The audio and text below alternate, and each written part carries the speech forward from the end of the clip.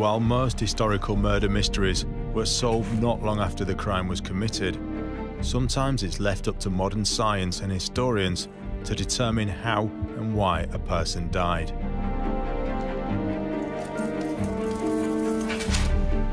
In this series, we'll look at some of the great unsolved deaths of the past, bringing to life the many theories surrounding them and piecing together the evidence. Hundreds of years may have passed since these events took place, but with the help of forensics, criminologists and specialist experts, we'll attempt to solve these medieval murder mysteries. According to the official line, he died in a drunken brawl. A perfectly acceptable story is that they were smothered. And so died King Edward II. Murder. And legend has it that Prince Arthur died of the shock of castration. It's a possibility, but on the other hand, it's a most unreliable way of killing somebody.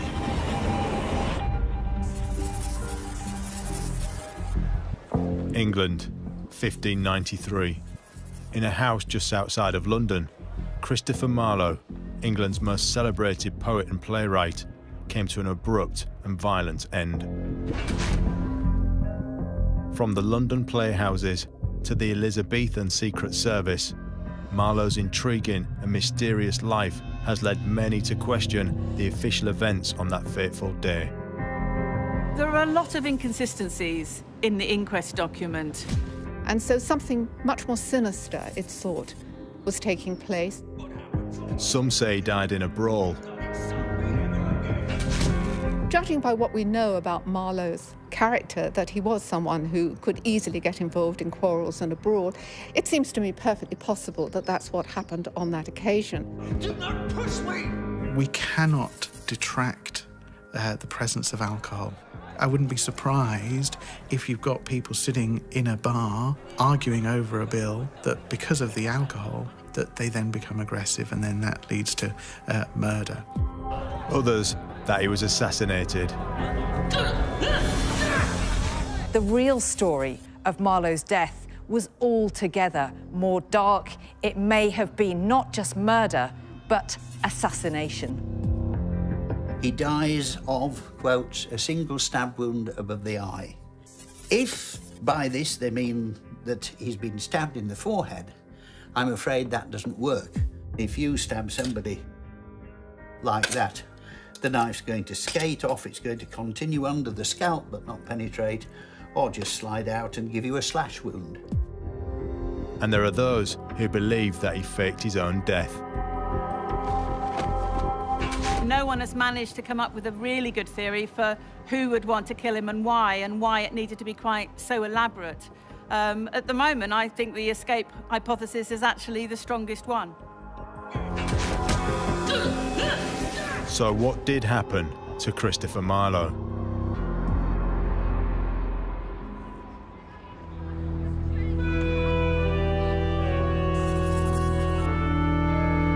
Canterbury, the birthplace of Christopher Marlowe, has a long theatrical tradition.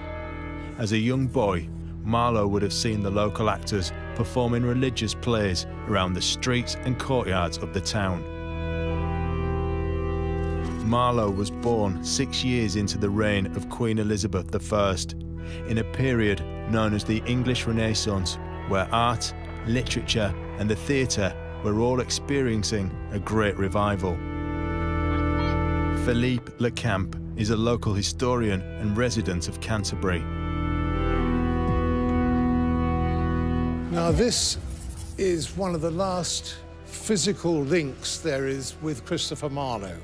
This is called St George's Tower and is all that's left of a Norman church called St George's, where he was actually baptised.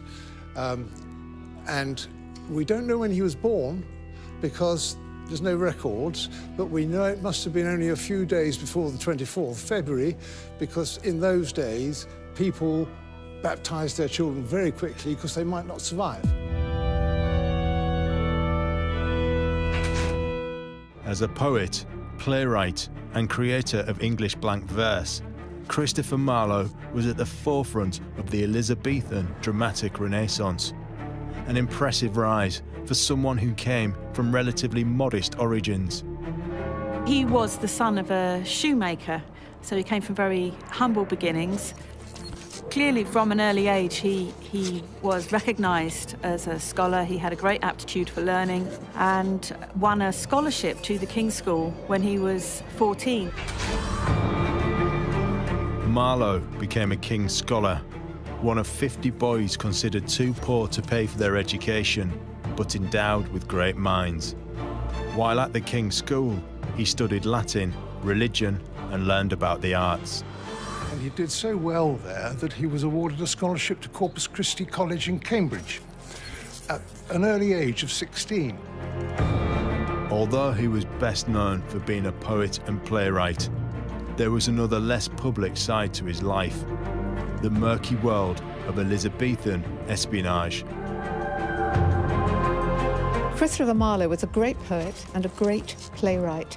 He was also a translator of Latin into English, and he may have been a government spy. When he was up at university, there are some myths about what he did and about some absences that he had from the college. In those days, you signified your presence in the college by your equivalent of the mess bill. In other words, the food you bought from the larder. And there are several absences over his 6.5 years at the college where there was no food purchased at all, which means he wasn't there. And some of these absences were 6 or 7 months. And this is something that fed the myth, or perhaps not a myth, that he was serving his queen. Sir Francis Walsingham was the spy master, Marlowe was one of his boys, and that he was disappearing off into the Low Countries to foment, possibly, insurrection over there. As head of England's Secret Service, Sir Francis Walsingham was a key figure in the English government, in charge of ensuring the safety of his queen and country. Immediately after leaving Cambridge, he was in London, and we know that he had his first big hit that year with the play called Tamburlaine.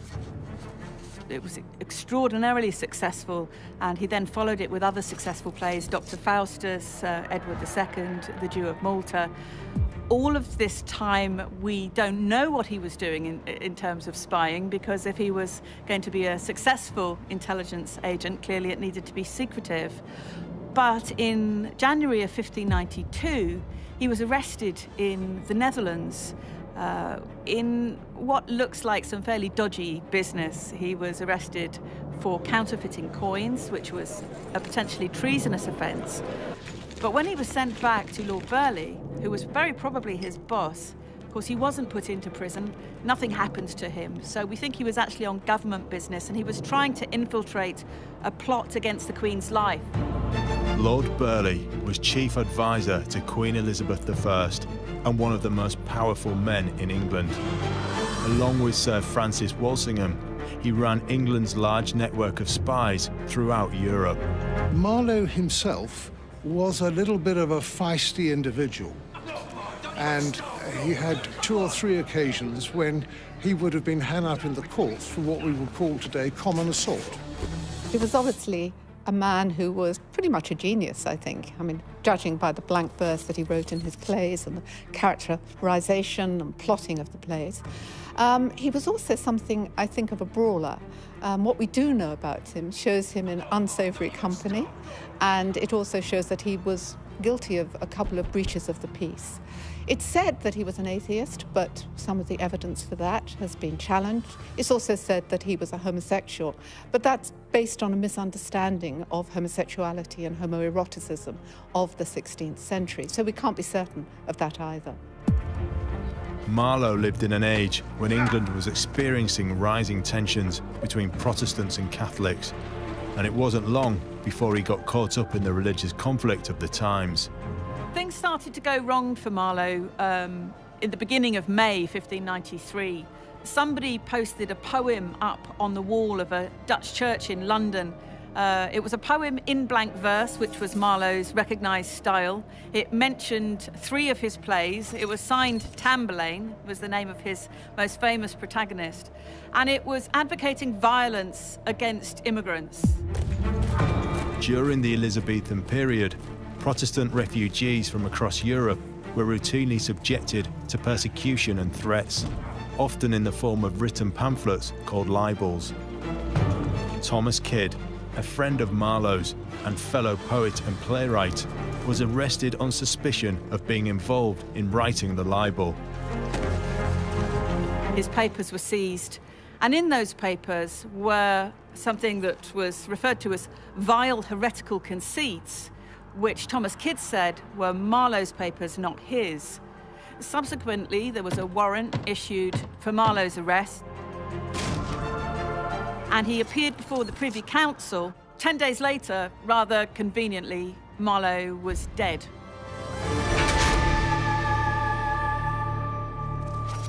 The official account of Marlowe's death states that he died from a single stab wound, which his killer claimed to have inflicted in self-defense.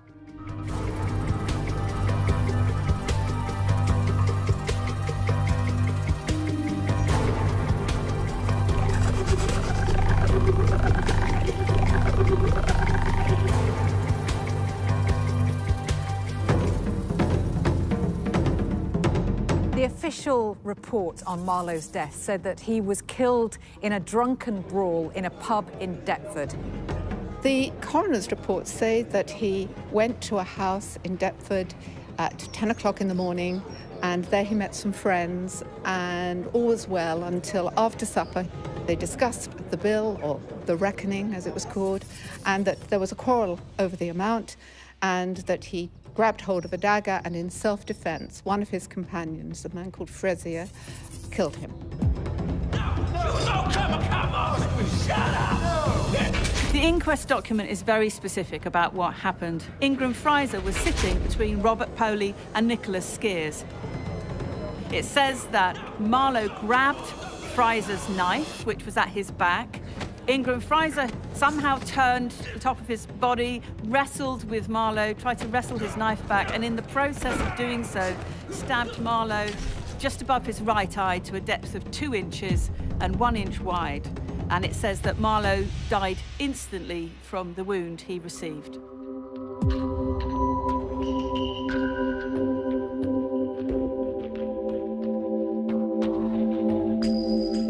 On the surface, it seems to be a plausible story. But after reviewing the evidence, what would a modern-day barrister, pathologist, and criminal psychologist make of Marlowe's death? From royal tribunals to international murder cases, barrister Andrew Rose has both defended and prosecuted at numerous criminal trials over his career. Looking at the evidence as it stands, it would seem perfectly possible that Marlowe was killed in the course of a brawl. Would you mind? Has ever been a scene on the London stage? We don't know how much each individual had to drink. They all seem to be rather strong characters, and these were rumbustious times. So it doesn't seem to be wholly implausible that there wasn't a defence of self-defence available to Fraser, which was accepted by the jury of the day. But could something as small as a disagreement over the bill really escalate into a killing? There are 2 reasons why going out for a drink and a simple thing in terms of paying a bill might escalate into violence and murder.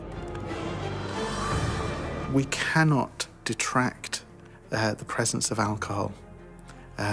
We know that alcohol lowers inhibitions, can in some people increase aggression, and so therefore even the smallest thing, for example, bumping into somebody and spilling their pint, can result in a fight, in aggression. And so therefore I wouldn't be surprised if you've got people sitting in a bar arguing over a bill that because of the alcohol that they then become aggressive, and then that leads to murder. During the inquest, Ingram Fraser entered a plea of self-defense. Should we simply accept his account that Marlowe's death was not premeditated. Is the murder intentional? That's another question. It might be an accidental murder because of the aggression, because of the fight. If it's intentional, then we need to look at something else that's going on, that it's not necessarily just the alcohol. One of the biggest obstacles in finding out what really happened is the lack of impartial witnesses. The first task is to assess exactly what happened, which is probably very difficult to do. The amount of material available is going to be limited. A lot of it seems to derive from the coroner's report, and coroners in those days were appointed by the Crown, they were answerable to the Crown, and they would be likely to behave in a way which would not cause any problems with the Crown. Since the killing was deemed to have taken place within a 12-mile vicinity of the Monarch, the inquest was conducted by William Danby, the Queen's coroner. But in the Elizabethan period, Deptford was part of the English county of Kent, and by law, a Kent county coroner should have been present. Danby, however, conducted the inquest on his own.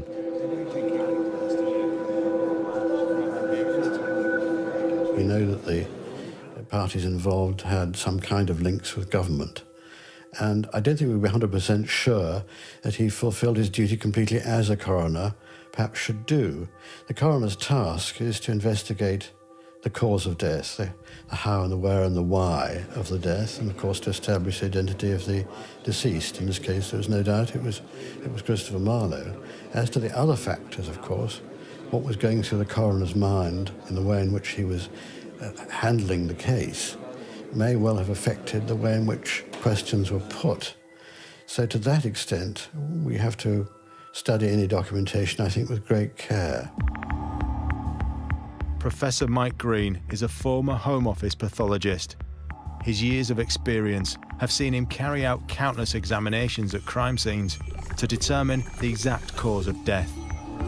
Christopher Marlowe, according to the contemporary accounts, dies in a brawl in Deptford. He dies of, quote, a single stab wound above the eye. If by this they mean that he's been stabbed in the forehead, I'm afraid that doesn't work, because as you can see, the skull's a pretty solid object, and if you stab somebody like that, the knife's going to skate off, it's going to continue under the scalp but not penetrate, or just slide out and give you a slash. In the course of my career, which spanned 40 years, I only saw 2 cases where a stab wound actually got through the skull. And they both got through the skull, round the side here, the temporal region, where the bone is very thin. But if we look at an alternative scenario and assume that the description wasn't entirely accurate, and he's been stabbed above the right eye, but into the orbit, we've got a different story. The knife goes over the top of the eyeball, as you might be able to see when I held the skull up. The skull of the roof of the orbit is so thin that it lets light through it. It's just a single layer of bone as opposed to a 3-layer sandwich of bone like the rest of the skull is. And if the knife goes through that way, above the eyeball, and then comes out here, we get into contact with the base of the brain.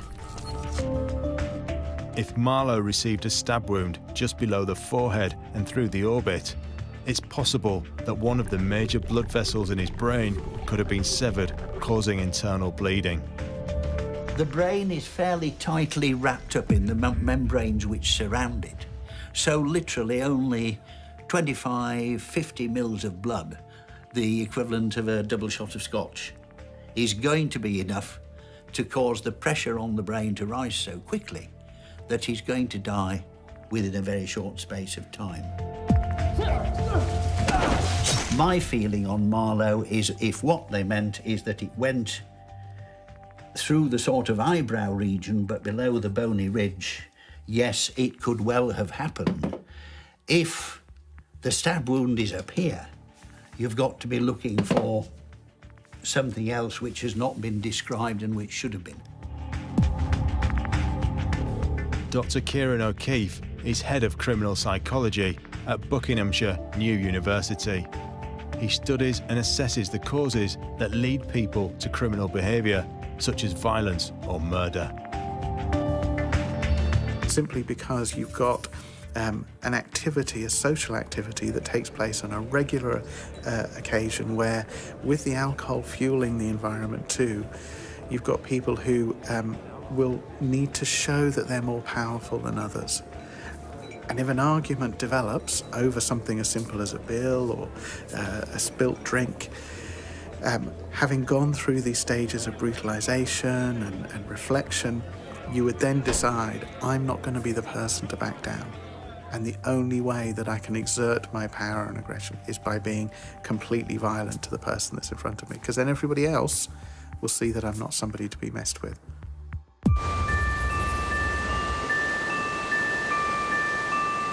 But for what reason had Marlowe come to Deptford?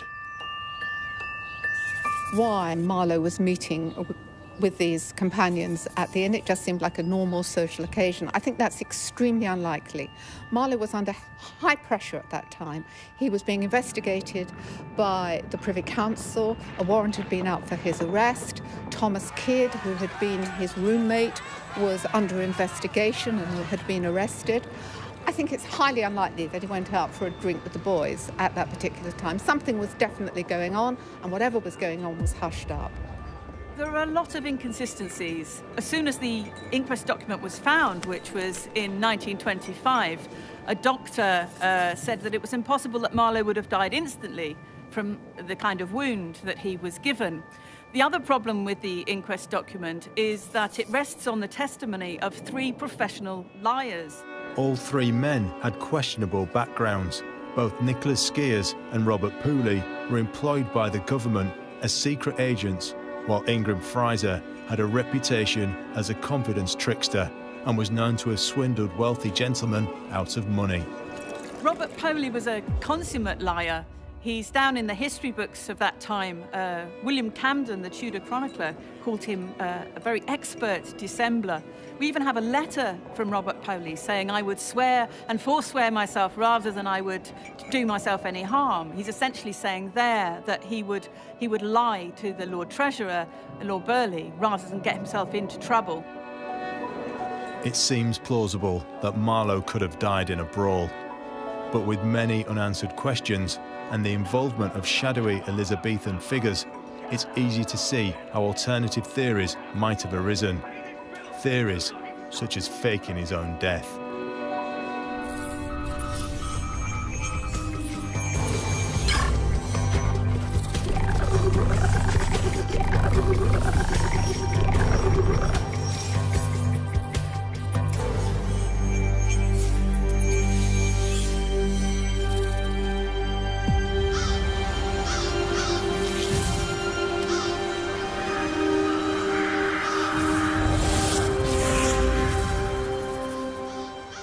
Dr. Ross Barber is an author and scholar who's researched the life and, more importantly, death of Christopher Marlowe.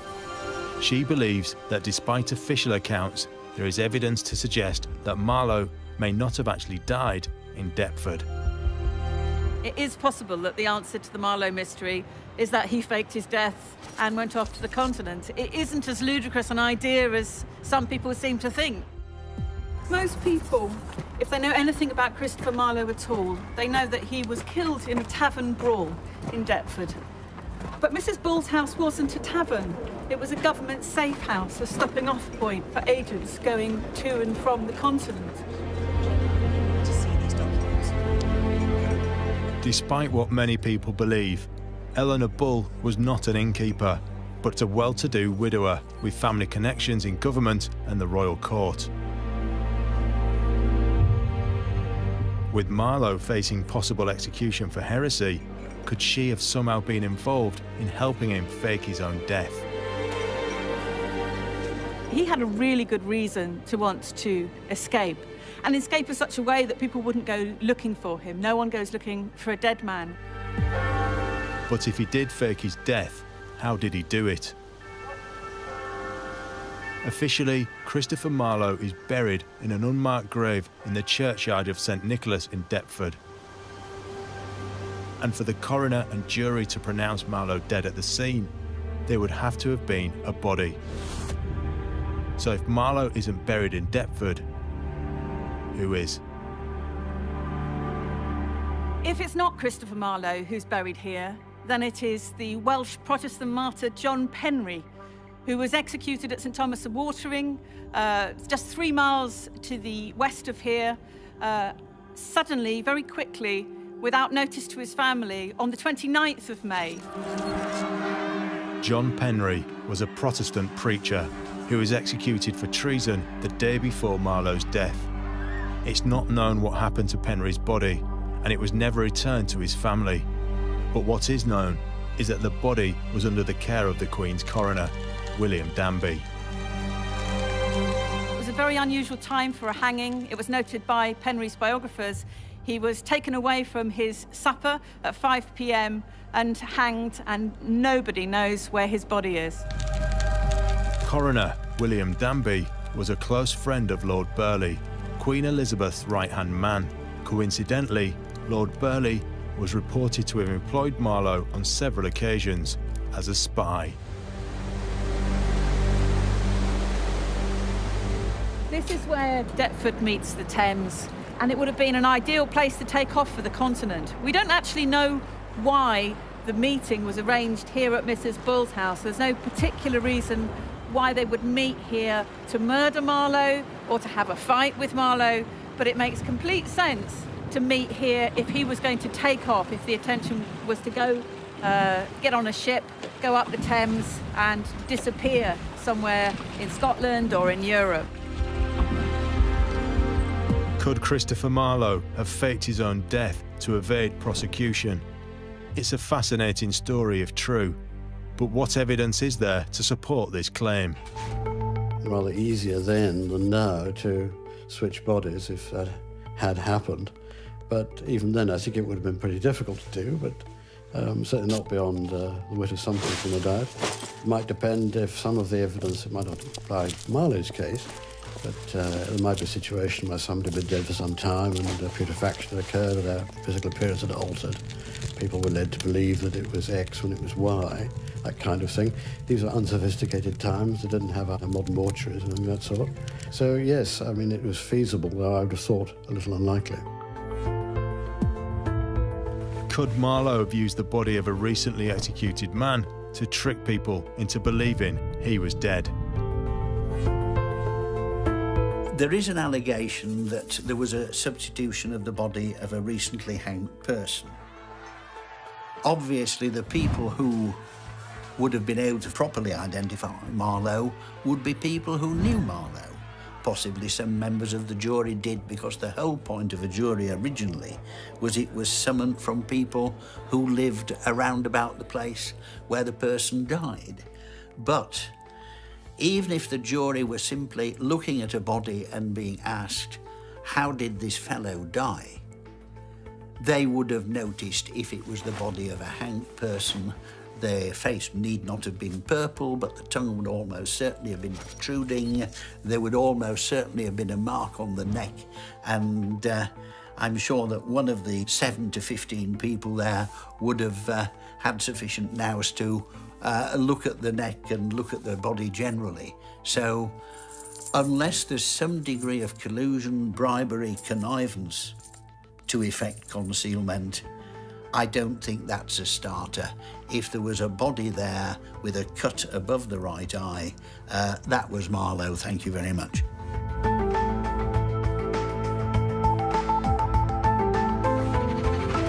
I think the process of identifying a body in Marlowe's time would be very similar to the process today. Obviously, it would be on the part of those people who knew Marlowe, and they would be called forward to say that the body that they saw was the person that they knew. And of course, they could be asked about how well they knew him, if they only had a fleeting glimpse, or whether they were good friends or family, or something of that sort. But evidentially, I would think the position is very much the same today.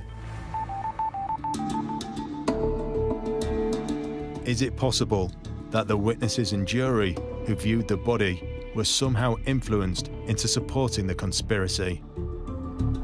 Interesting point to say about kind of the staging of Christopher Marlowe's death, and whether a lie or deceit of that size will mean that people will believe it. At the time when this occurred, if there's any truth to that theory, there would have had to have been quite a few people involved in that for it to succeed, and undoubtedly there would have had to have been bribery, but ultimately all you'd need is a few witnesses to it, a few witnesses to say, I saw Christopher Marlowe in a fight in that particular inn, and he died, he was killed. And then it can just spiral. And then if you've got, in addition to that, official announcements by coroners, by the government, then it can only fuel that. If Marlowe and his powerful connections in government had wanted to fake his death, they certainly had the means to make it happen. But with no concrete evidence to support this theory, we have to look at other possible explanations for his death. Some people believe that Marlowe did die in Deptford, but not in a drunken brawl. They believe he was assassinated.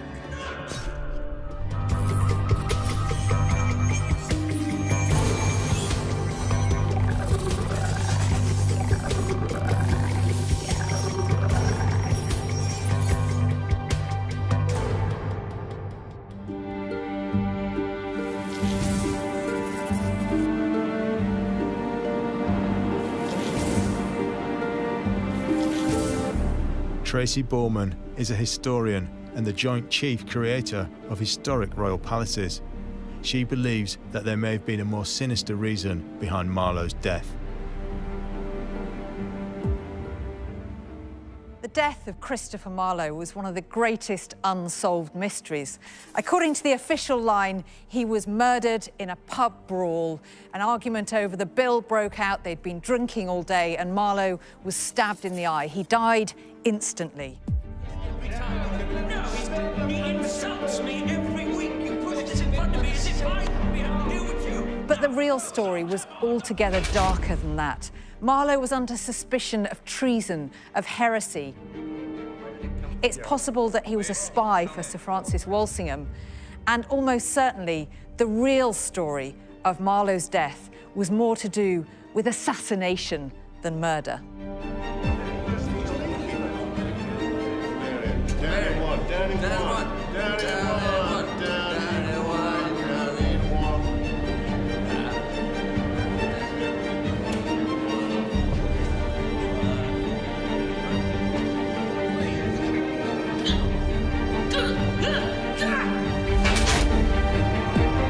But if Marlowe was assassinated, who ordered it and why? Sir Walter Raleigh and Christopher Marlowe were great friends. They were both famous poets. They actually wrote poems to each other. And it's possible that Raleigh was somehow involved in the same treasonous activities for which Marlowe was being investigated at the time of his death. So it's said that Raleigh might have had him murdered because his own guilt would have come to light. Sir Walter Raleigh was one of the most notable figures in Elizabethan England. He was a poet, explorer, and favourite of Queen Elizabeth I. But it was also said that he was an atheist. Exactly what Sir Walter Raleigh was afraid that would come to light is not clear. It may have been that, like Marlowe, he shared his beliefs in heresy, that he was a blasphemer like Marlowe was believed to be, or even an atheist, and that was punishable by death in the Elizabethan period.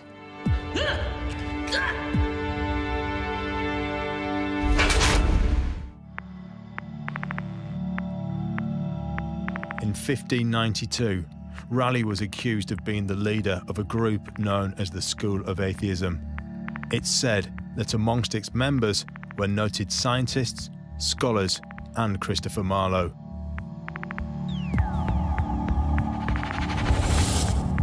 Could Marlowe have been killed on the orders of Sir Walter Raleigh, so his own heresy would not be exposed? The situation which occurred in Marlowe's case, where there's a suspicion that witnesses were robbed out, it does strike a chord in modern times. We've only got to think of the Cray brothers and their activities in the 60s. People of that sort, there's always been a temptation to to make away with witnesses who might cause you harm. But without any evidence, how could it be proven that Raleigh was behind Marlowe's murder? One of the ways of assessing these matters is to look and to use the old expression cui bono, to whom the benefit. Who is the person who is most likely to benefit from a crime of this sort? And in an investigation, that's usually the first port of call, to assess what had happened and to put somebody in the dock, if possible. If Marlowe did have evidence that Sir Walter Raleigh was a heretic, then Raleigh would have had good cause to be worried when Marlowe was arrested. Under torture, Marlowe could have revealed secrets leading to his own arrest, but there is no solid evidence that Raleigh had any involvement in Marlowe's death.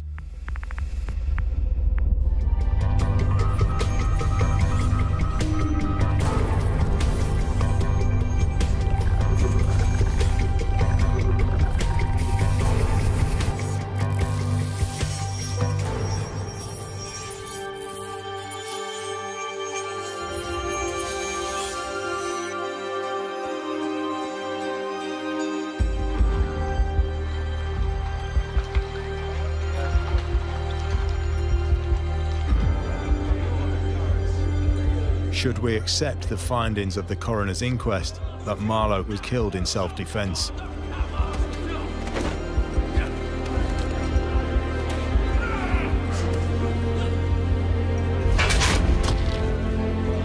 Could there be any truth to the story that he was assassinated on the orders of Sir Walter Raleigh?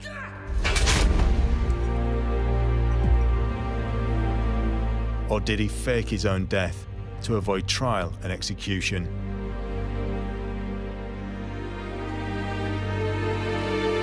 Is it possible that the vague details recorded on the coroner's inquest have led people to misinterpret the location of the stab wound?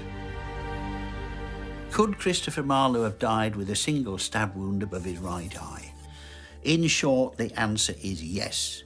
If the stab wound is immediately above the eye, it's going to go along the roof of the orbit over the eyeball. It's going to go through a bit of skull which is only 0.5 millimetre thick, 1 millimetre at the most, and requires minimal force to penetrate. Once it's through there, within a matter of 1/2 inch, 1.5 centimetres, it's in contact with a fairly large vessel or group of vessels under the base of the brain. Once these are cut, within seconds there's going to be enough blood around the brain, squashing it within its membranes to lead to almost immediate death. Based on the given evidence, many experts see nothing wrong with the official account of Marlowe's death. On the face of it, a defence of self-defence, given that daggers were involved and all the rest of it, might still be plausible. Of course, these days would be a matter of much closer investigation, and one would hope that the prosecuting authorities would not be under the same political pressure as the coroner was likely to have been at the time of Marlowe. There would be a much more thorough investigation. Of course, if darker consequences, darker possibilities emerged, that might make a big difference as to the conduct of the prosecution. But in the absence of that, simple rumour in itself wouldn't be enough.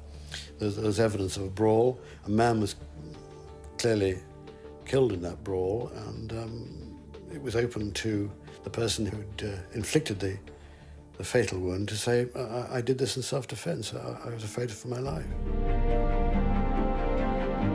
And Marlowe's actions seem to be consistent with his personality.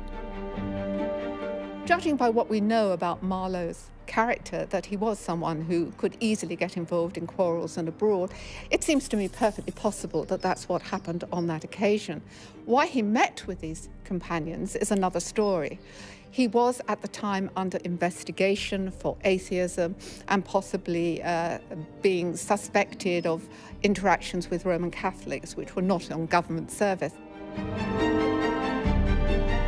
So it's quite possible that he was meeting them with something related to that kind of accusation, possibly to carry out government business. But I don't think some of the conspiracy theories that have been put forward hold water.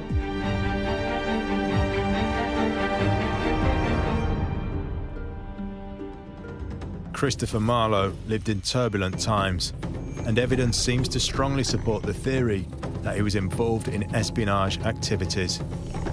Marlowe was accused of atheism, and it would also be fair to assume that the reason for the meeting in Deptford was most likely something to do with the charges he was facing. But Marlowe also had a volatile and violent side that had led him into altercations before. So what evidence are we left with? It's a fascinating story, and if true, it would be one of history's greatest ever disappearing acts. But to pull it off, it would have taken the involvement of high-up government officials. And while Marlowe would have had the motive to fake his own death, experts agree that there is no solid evidence to prove this theory. I think on the available evidence, as far as Marlowe is concerned, we can rule out a disappearance, some mysterious disappearance. The evidence seems pretty conclusive that he was killed that night. How or why he was killed, of course, is another matter. Could Marlowe have been killed on the orders of Sir Walter Raleigh to stop him revealing that he too was an atheist? Even in modern times, it's not unheard of for witnesses to disappear or be killed. And there seems to be overwhelming proof that Marlowe did in fact die in Deptford. I think the evidence for Marlowe's death is really very thin. The witnesses' accounts are suspect. On the other hand, we don't have anything else at all. Although many scholars and experts have cast doubt on the testimony of Ingram Fraser, we do know that Marlowe could at times be aggressive and volatile. So for him to become involved in an argument that escalated into violence would not be out of character. It therefore seems that the official verdict stands, and he lost his life in a brawl that ended in tragedy. But over 400 years later, there are still many unanswered questions, some of which could only be answered by those present in Deptford on that fateful day. So what became of those people? In 1601, Nicholas Skeers was charged with treason for his part in a rebellion against Elizabeth I. He was found guilty and thrown into Bridewell Prison in London. Nothing more would ever be heard from him again. Robert Poley continued to serve in Her Majesty's Secret Service, frequently being used as a spy by Lord Burleigh. After 1602, there is no record of what happened to Poley. When and where he died remains a mystery. The coroner, William Danby, also had a mysterious fate. After filing the inquest report on Marlowe's death, the Queen's coroner seems to have simply disappeared.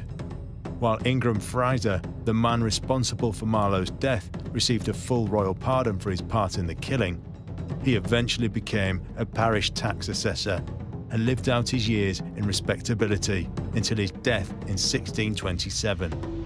And what of Christopher Marlowe? It was a life cut tragically short, but even in death, Marlowe would go on to influence the likes of William Shakespeare and generations of writers to follow. And to this day, he continues to be one of the most important poets and playwrights the world has ever seen.